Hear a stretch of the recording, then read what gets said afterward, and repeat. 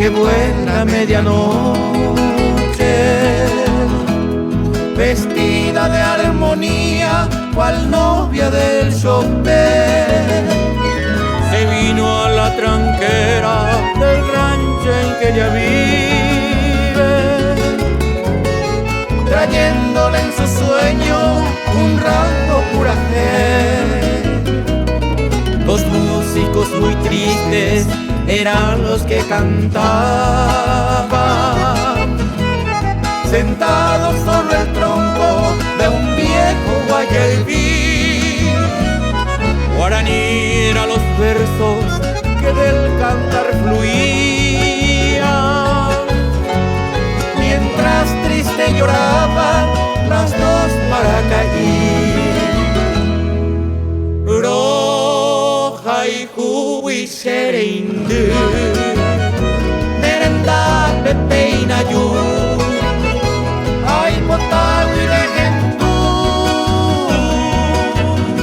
señemi por ahí te, deresa que tajori, de yuruto pucabe, cobia sere cobe, deresabo tu pase.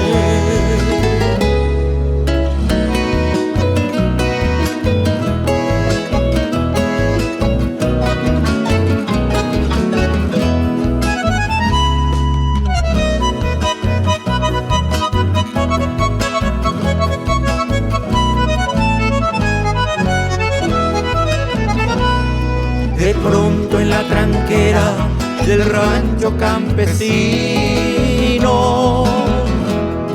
apareció la musa envuelta en su tepón, sus pies al descubierto dos ojos parecían, mientras su boca abría al dulce pucabé. Enmudecieron lentas las nobles guitarritas,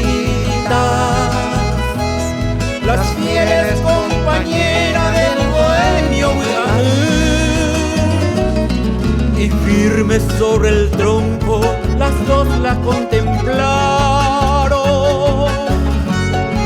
libando la dulzura de su maeroré.